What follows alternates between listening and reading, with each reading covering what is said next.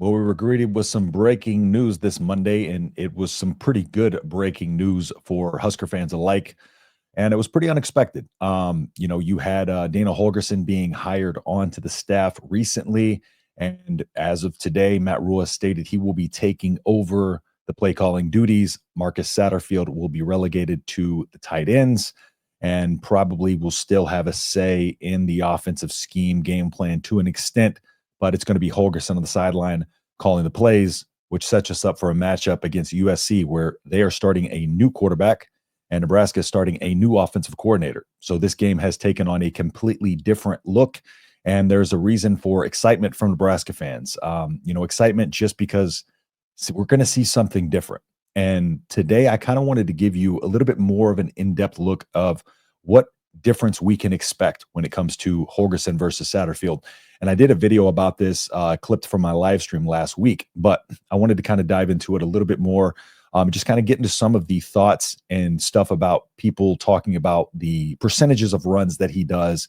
And I think I can help some qualms about the overall air raid and people just saying the word air raid as if it's a non-adaptable offense and that Holgorsen hasn't shifted schemes, which he has. So I'm going to dive into a little bit of that today, but drop your thoughts. Let me know what you think. What are your questions below? And I'll answer those. If you have any questions about Holgorsen's scheme or anything like that, or questions that you think might be an issue that maybe I can help kind of alleviate some of those concerns, drop them below. Let me know. And just leave your thoughts in general about what you think about Holgorsen taking over. So, and if you don't mind dropping a like as well. But let me go ahead and dive right into the video. Enough of that. So let's just get into a little bit of, I briefly touched on kind of what offense Holgorsen runs. The air raid, of course, as we know it, Mike Leach and those guys, it's one of those offenses that has been talked about as just, run, or sorry, pass, and then to run the ball, you run with the short passing game, and occasionally you'll mix a run in there. But people still kind of think of the air raid as that because it's called the air raid. However, if you look at the changes into college football in general, with the more spread them out style of offenses and the college game is just getting more balanced, and you have to be more balanced, right? Defenses are smarter, defensive coordinators are smarter, players are faster, right? That's why the 3-3-5 defenses become more pronounced, the 4-2-5, because those are defenses that help the change and evolve with the speed of the game. Now, what Nebraska needed was a very,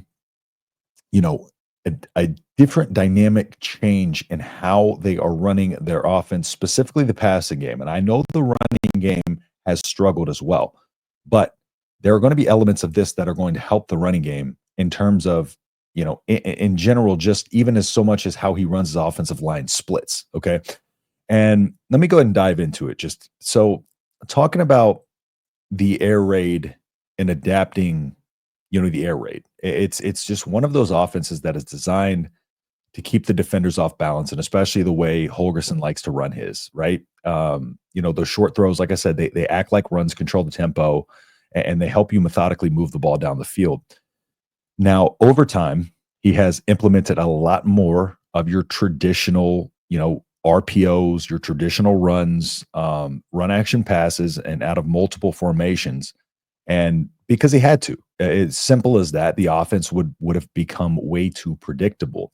Now, when it comes to just overall simplifying the reads, and I think that was one of the biggest things I talked about earlier with Satterfield, was simplifying the offense, because it seemed like there were things that were complex happening and people weren't able to execute the simple plays. And then we would get to the more, complex plays, and we would try to run these deep routes, and we would try, but we can't get the simple stuff, at or behind, or even, very much just beyond the line of scrimmage, rock and rolling. So how are you then supposed to pass down the field if you can't set it up? And that's where this air raid is going to be huge, because it just adds a whole lot more of those simple high percentage passing looks. And that's what it's about. It's high percentage. It's moving the ball down the field methodically. And that's what Nebraska has been unable to do. It's been just, big play, big play, big play. We may score, we may not, and then when we get down the red zone, the play calls tighten up a little bit more. So now when it comes to tempo, it's a high tempo system, whereas Satterfield was kind of the more slow, let's huddle up, stuff like that. And there's a lot of misdirections, formations to disguise the plays, the actual plays. And those were another thing that was missing, just different myriad of plays out of similar formations and different misdirections. We talked about the 49ers style of offense all offseason about how this is what this team wanted to emulate. And I'm wondering where those motions are. Where are the misdirections? Where's the attempts to confuse the eyes? That's what the 49ers offense does very well, is they put themselves in advantageous situations. And it doesn't seem like Nebraska has done that this year.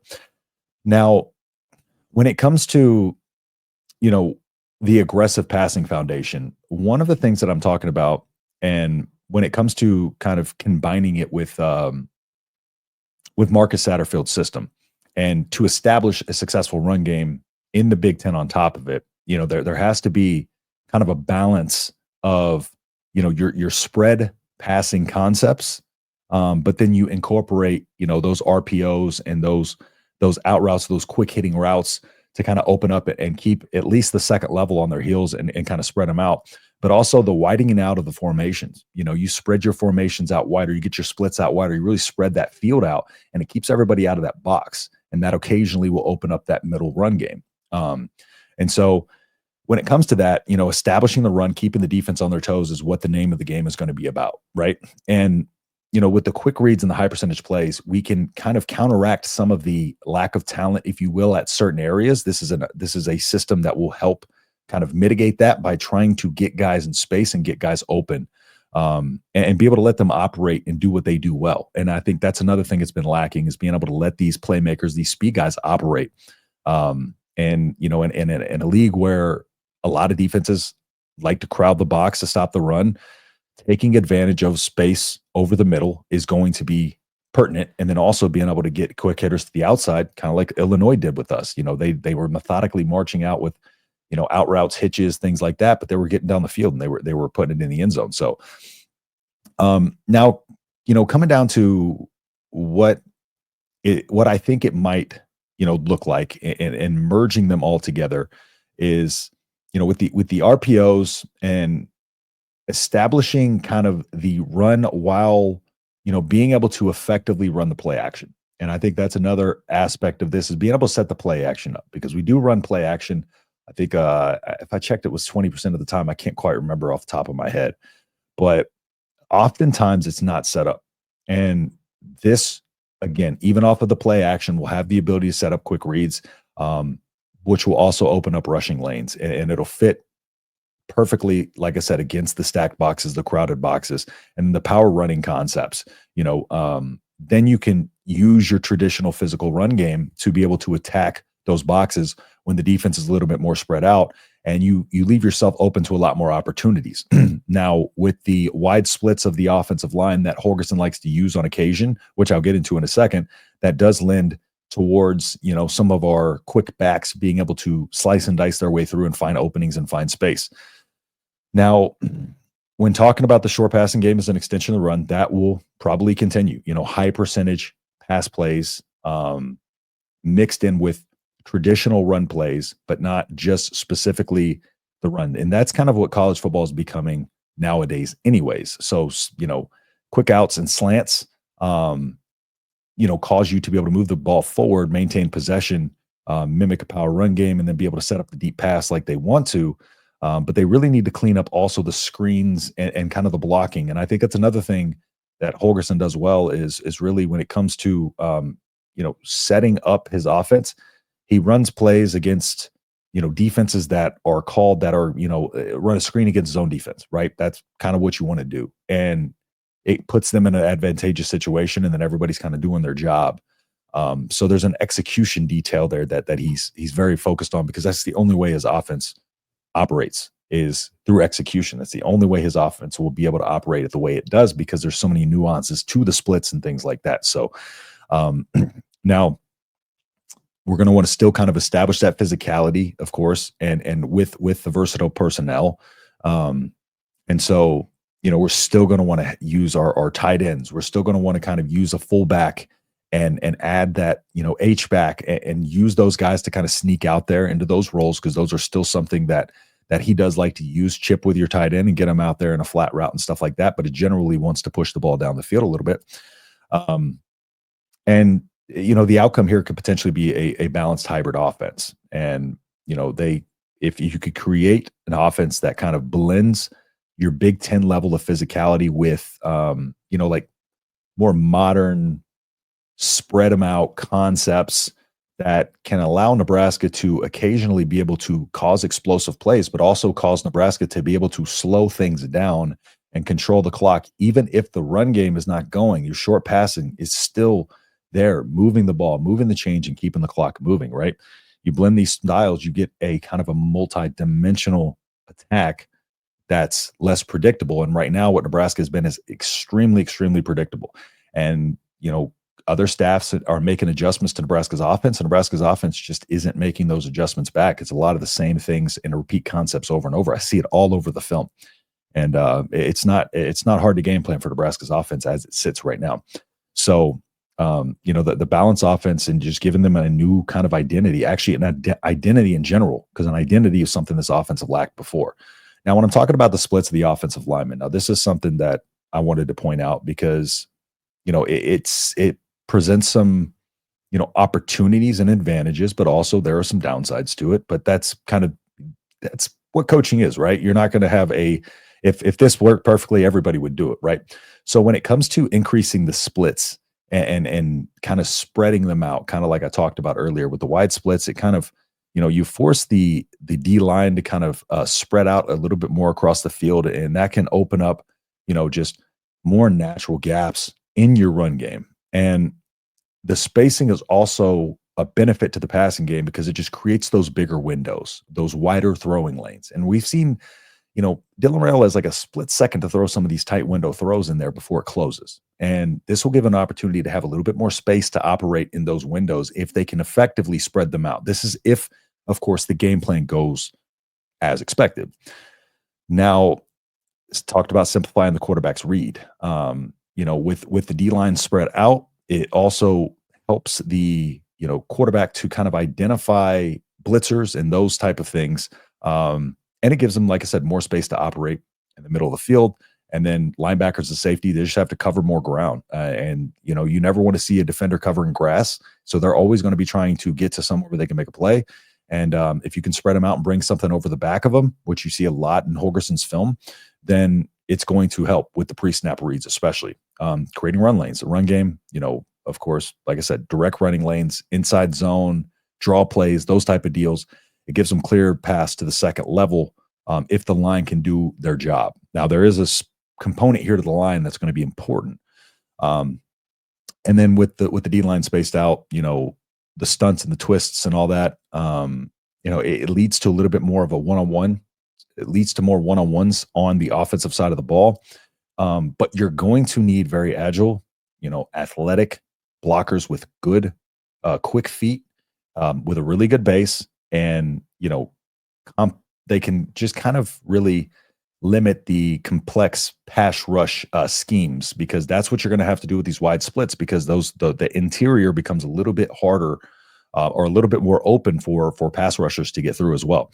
So that brings me to the cons. You have susceptibility to the interior pressure because, sometimes linemen will help each other out. You'll have one guy attack high and you'll have one guy who just comes and knocks his base off and just bumps his hip, right?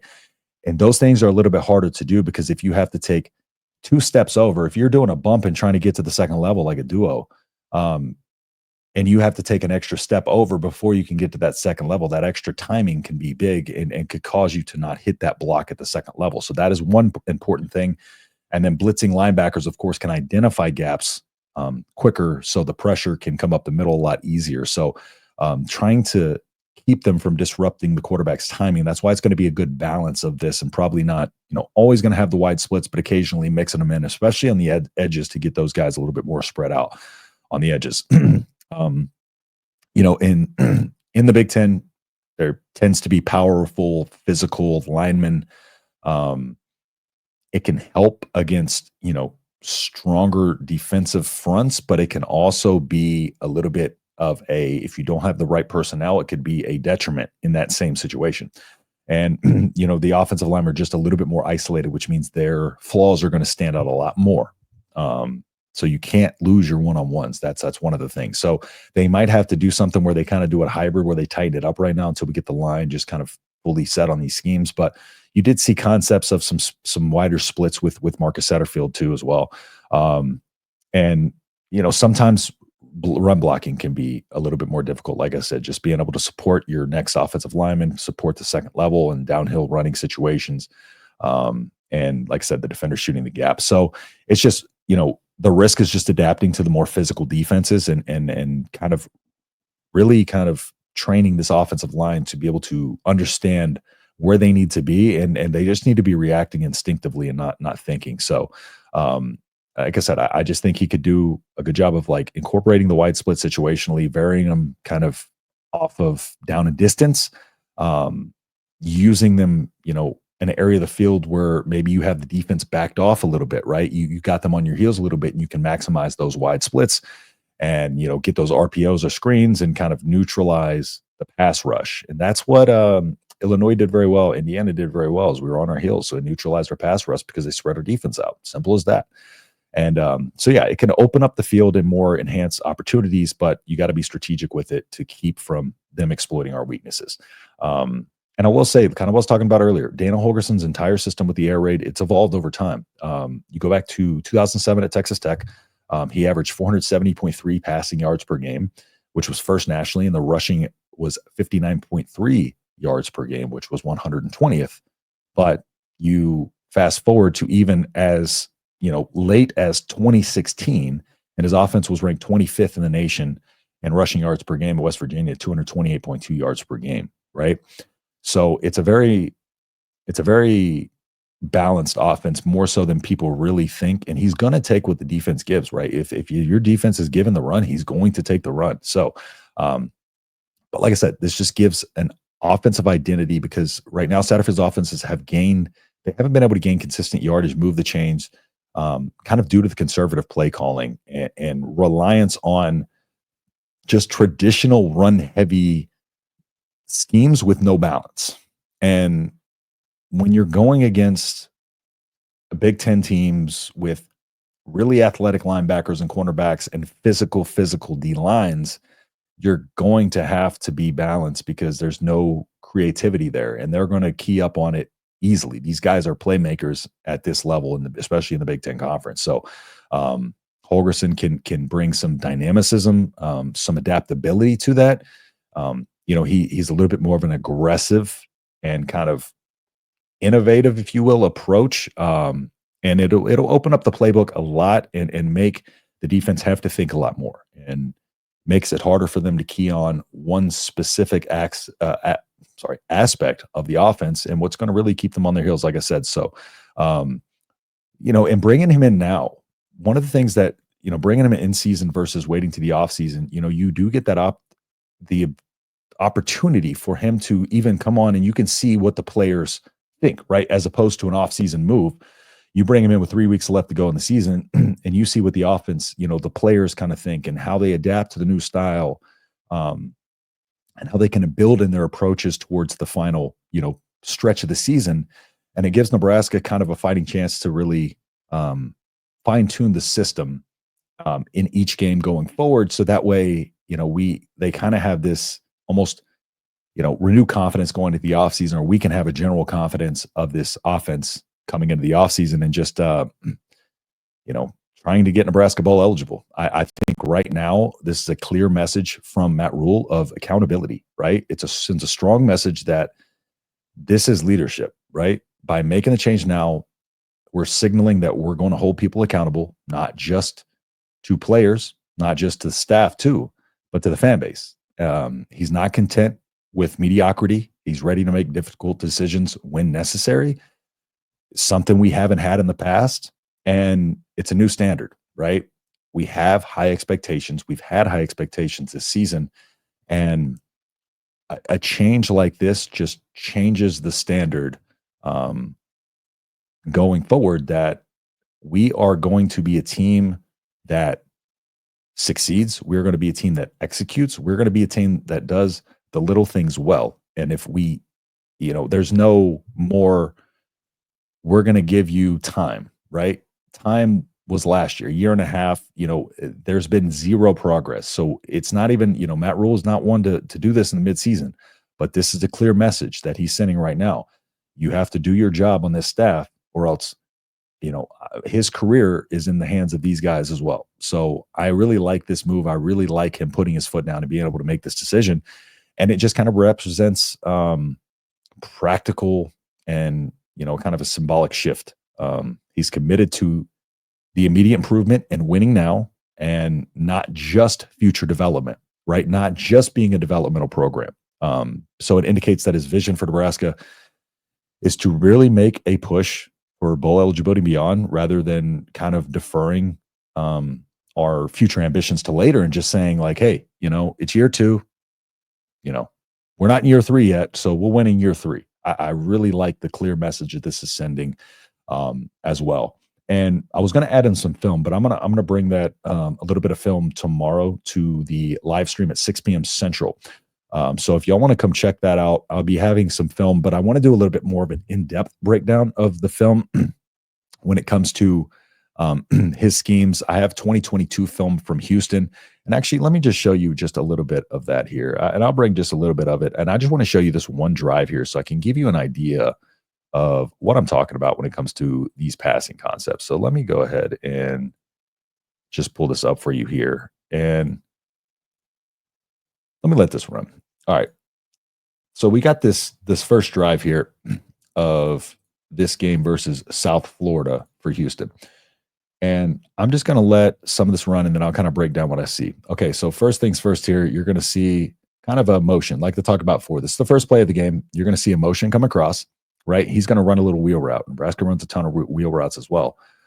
All right, but you're going to see two deep hitting routes right here. You see 3 deep safeties across, and you have these underneath routes. Well, obviously the advantage is going to be in this area of the field over here, but he's looking right. So he's got these deep routes, but these are going to be some runoffs, right? Got green. Let's make a decision. Boom. All the time he had in the pocket, pressure coming around the other side.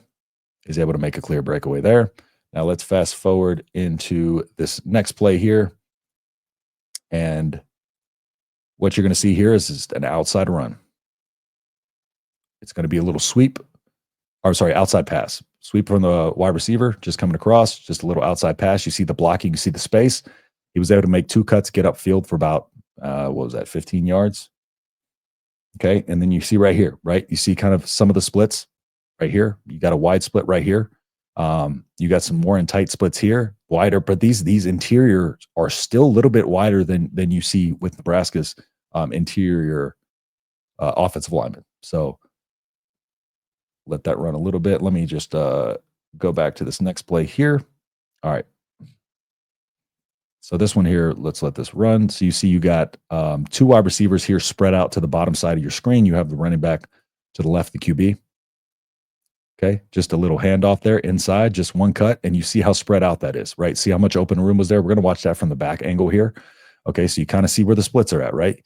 You see right here, if this dang wasn't in my way, you see a little closer split right here, a little wider split here, and then you have this wide split for these tackles, right? And this allows them to be able to get to this edge and keep these pass rushers, if they're out here, a little bit more of the edge, give that time to the quarterback. But we're going to let this run. And you're going to kind of see.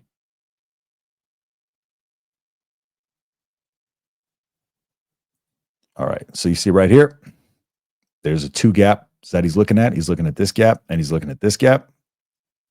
You're going to see him plant right there. Boom. 76 drives his guy off the spot. 73 with a good block in the middle. Look at the open space. Second level's not there. Defense is already on their heels, right? It's kind of what I'm talking about there. Now we're looking at 1st and 10, ball on the 28. All right, so what are they going to do here? Okay, so he fakes the inside handoff. Okay, you had an opportunity on this guy for a split second, right? But I want to show you something, because what they're gonna do here is you're gonna see this cornerback from the top side. Cornerback from the top side up here is gonna blitz, right? So this avenue is gonna open up for a second. He just doesn't see him, but then they're gonna rotate over to a cover 3. So right now you're seeing a cover 2 look. You got the two single high safeties, deep safeties over here. Looks like it potentially be, a cover 4 quarters, but then this guy blitzes and it rotates over 2 to a cover 3. So he's going to blitz. So right there, he had an opportunity in that window to kind of throw that ball. But like I said, doesn't see it. But you'll see right here, now that they're shifted back to what looks like it's going to be a cover 3, you're going to see a little chip route come out of here, and you're going to see these routes come over the middle, and you're going to see one just pop open wide open in the middle. This is what I'm talking about, spreading the field out, right? We got players from the far left side of the field almost to the numbers on the right side of the field. So, all right, there's that little check down. So you see right there, boom, there's that ability to throw here. You have him who's now having to come out on this one. You have him who's having to worry about him. So his eyes, right? He's in between 3 guys here, and you got 2 guys underneath them. So you have 3 receivers here that look like 2 of them are cutting in, one of them's going out, and you have 2 guys right here covering grass. He's looking this way, and he's covering the middle, and he's out here, right? So this is kind of what I'm talking about. Let's let it run. Now you're going to see this route come right wide open, right over the middle, because this guy got drawn out on this route. This guy's kind of still in no man's land here, worrying about this route, and this route comes wide open, right in rhythm, hits that window, gets him down to the 1-yard line. Now, red zone play calling. Here we go. Let's get to the red zone play calling here. All right, so 1-yard line. Okay, let's see what happens. Marcus Satterfield will run the ball 4 times. Okay, we're coming in with the inside zone. Honestly, the running back misses a big hole here and doesn't get it as much as they wanted to signal it. But let's let this run.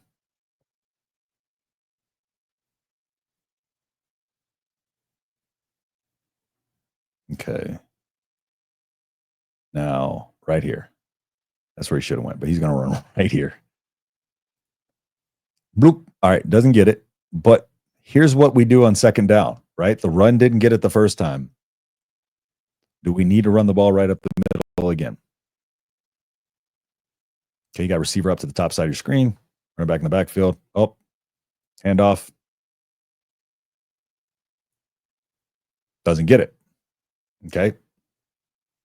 Marcus Satterfield land. What are we doing? We're running the ball again. Okay, so you see here again, defense stands up. All right, so what are we going to do on third down? Third and goal from the 1. Again, receiver up top, or down here, rather, on this view. RPO. Okay, just like that. Run a couple of inside plays, but the second one, you had that receivers out wide to set up the RPO. That was a setup. They ran that with the receiver down at the bottom the first time, and they ran the ball. They gave him that same exact look, and they came with the RPO out of it the second time, right? It's little details like that make the difference between 7 and 3, that make the difference between 7 and nothing. Ohio State game, for instance. Adding that creativity, especially in the red zone, is going to be huge. And I think this is a great opportunity for Nebraska going forward to kind of make a little bit of noise here at the end of the season, hopefully be able to find some kind of offensive identity with Holgorsen being here such a short amount of time pretty quickly. So, like I said, we'll see how it goes. USC coming up this weekend. Drop your score predictions below. If you made it this far in the video, thank you so much. Drop a like. Let me know what you think in the comments as usual. And with that being said, I'll see you in the next video. Peace.